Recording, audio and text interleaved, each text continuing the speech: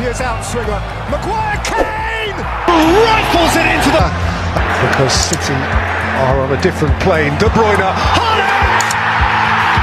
Curry, back by McTominay! Red letter day! He'll get another go, and he'll twist away from Ake, and Rashford scores! De Bruyne! Benny, hit by Saka, what a goal! What a wonderful, wonderful goal! Bruno Fernandes, beautiful! Bukayo Saka, Arsenal ahead! Rashford has rifled it in! And asalaamu calaykum waraxmatullaahi tacaala wabarakaatu daawadayaal waa mar kale iyo qubanihi cayaaraha halkan aynu kasoo gudbino waxaanu ku eegi doonaa qodobada ay ka mid yihiin war cusub oo kasoo kordhay heshiiska ay Manchester United la gaadhay xidiga Morocco ee magaciisa la yiraahdo Sofiane Amrabat. waxaa kaloo aad ku eegi doonaa 5 kulan oo kaliya oo uu qabtay si uu isku badbaadiyo Arsenal oo iyadu doonaysa in ay kooxdeeda ay dhan walba ka dhisto haday noqoto xagga hore ama afka hore dhexda iyo difaaca iyo qodobo kale.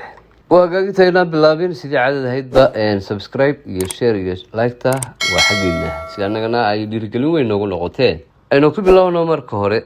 naadiga Arsenal ayaa olole xoog leh ugu jirta sidii ay ula soo wareegi lahayd laacibka Tchouaméni oo u dhashay dalka Faransiiska una ciyaara kooxda Real Madrid. kooxda Arsenal oo waayahanba laga yaaban yahay isbedelka ay sameysay ayaa rabta in ay iska xoojiso dhanka weerarka. laba ciyaartoy oo Faransiis ah waa Mbappe iyo Tchouaméni ayaa wada hadalkooda socda oo Arsenal ay wada.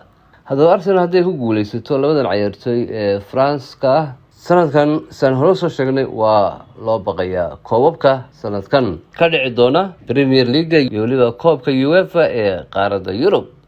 kooxda Liverpool ayaa si indhalaan ah iyaduna u soo gashay tartanka kala iibsiga ciyaaryahanka la yiraahdo Lavio, laakiinse Arsenal ayaa markii horeba wada hadalkiisa horey u jirtay. haddaba la ogaan doono labada kooxood cidda dhab u rabta sanadkan in uu u ciyaaro kooxda Liverpool mise Arsenal.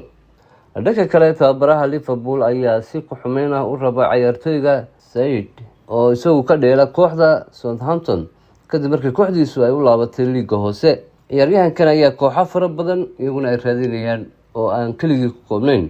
aan eegno markana kooxda Man U ayaa fasaxday goolhayahooda 4 jeer kadib iyagoo raba inay la soo wareegaan goolhayaha Inter Milan ee magaciisa la yiraahdo Andre Onana, waxayna rabtaa inay kusoo gadato 45 milyan oo gini.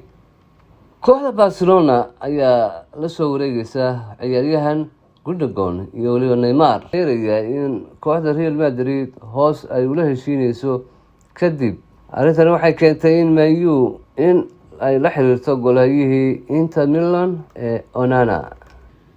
tababaraha cusub ee kooxda Chelsea Mauricio Pochettino oo isagu shalay si rasmi ah shaqadii ugu horeysay uga bilaabay xerada tababarka kooxda ayaa kala shaandhayn weyn ku wada safkiisa durba xidigaha badan laga diray. Chelsea ayaa labadii suuq ee hore sameysay saxiixyo aad u badan taasi oo sababtay in safkeedu isku batay xilli ciyaareedkii tegay iyadoo ay adkaatay in la kala maamulo ciyaartoyda. maamulka qabtay shaqo weyn marka ay noqoto inay xidigaha kooxda kala diraan iyaga oo welina ku howlan sidii ay ciyaartoy badan u diri lahaayeen. mid ka mid ah xidigaha ay kooxdu dalabkooda dhageysan doonto ayaa ah khadka dhexe waana Conor Gallagher kaasi oo xilli ciyaareedkii hore 45 kulan oo 40 ka mid ah uu bedel ku yimid metelay Blues. Conor ayaa 2022 ilaa 2022 qaab amaaha kula soo joogay Crystal Palace oo uu ku soo nashaxay, balse 2022 ilaa 2023 ayuusan soo muujin wixii laga filayay marka uu Chelsea ku soo laabto. haddaba sida lagu sheegay ilwareedka Football London, Gallagher ayaa haysta 5 kulan isku diyaarinta xilli ciyaareedka ay la kala leeyihiin Wrexham, Brighton, Newcastle, Fulham iyo Dortmund si uu muujiyo inuu mustaqbal ku yeelan karo garoonka Stamford Bridge. waa tahay war cusub ayaa kasoo kordhay suuqa kala iibsiga aan ku bilowno kooxda Manchester United ayaa maanta la sheegay inay heshiis la gaadhay xiddiga reer Morocco ee Sofiane Amrabat ee wacdaraha ka dhigay koobkii adduunka ee uu wadankiisu soo gaadhay semi-finalka. waxaana laacibkan oo ay raadinayaan kooxo ay ka mid yihiin Barcelona, Juventus iyo naadiyada horyaalka Sacuudiga ay xidhiidheen Man United oo ku qancisay inuu tago Old Trafford. xiddigan oo laacibka Galatasaray ee Nicolo Zaniolo uu sheegay in uu maqlay in Sofiane Amrabat uu tegayo Juventus, haddana Manchester United ayaa xidhiidh la sameysay oo la sheegay inay la gaadhay heshiis shakhsi ah oo mushaharkiisa iyo weliba sanadaha qandaraaskiisa ah. heshiiska uu Sofiane Amrabat kula jiro Fiorentina oo sanad keliya ah ka harsan yahay ayay kooxdaasi doonaysaa inay iibiso si aanu uga tegin isaga oo xor ah sanadka dambe. wareysiga uu Nicolo Zaniolo siiyey wargeyska La Gazzetta dello Sport iyo warka sheegaya in Manchester United ay heshiis la gaadhay Sofiane Amrabat ayaa waxa uu keenay in Fiorentina ay jawaab bixiso. Fiorentina ayaa waxay sheegtay in ilaa hadda aanay jirin koox u soo gudbisay dalab ah oo ku saabsan Amrabat, balse ay maqlayaan wararka ay saxaafaddu ka qorayso laacibkan oo ay sugayaan haddii ay timaado cid dalab rasmi ah ku soo gudbisa. kooxda kubadda cagta ee Liverpool ayaa laba jug oo waaweyn ay ka soo gaadheen suuqa iibka ciyaartoyda ee xagaagan, inkastoo ay dhammaystireen saxiixyada laba ciyaartoy oo ay tayadoodu sareyso oo si rasmi ah loogu dhawaaqay heshiisyadooda. Liverpool ayaa weli xogin firfircoon kasii ahayd suuqa iibka ciyaartoyda, waxaana lala xiriirinayaa dhowr ciyaartoy oo kale oo khadka dhexe ah oo laba ka mid ah haatan laga afduubtay. Chris ayaa waxaa hore loo sheegay in ay heshiis la gaadhay laacibka reer Spain ee Gabrifiga oo ka tirsan Celta Vigo, hase yeeshee waxaa si xoogan u soo gashay tartankiisa oo ka dulqaaday PSG oo tallaabooyin u jirta inay si rasmi ah ugu dhawaaqdo heshiiskiisa oo buuxa. kubad sameeyahan oo lagu naanayso Newcastle ayaa waxa ay PSG la gaadhay heshiis gabagabo maraya oo labada kooxoodna aanu jirin farqi badan oo u dhexeeya. Liverpool oo heshay xaqiiqda in Gabrifiga laga afduubtay ayaa waxaa u soo yeedhaya war kale oo ka nixinaya tababare Jurgen Klopp oo isagoo ah laacibka ay sida weyn u raadinayaan ee Hoffenheim oo ay wadahadallo toos ah la bilowday Bayern Munich oo iyadu doonaysa in ay si degdeg ah u dhammaystirto heshiiska laacibkan.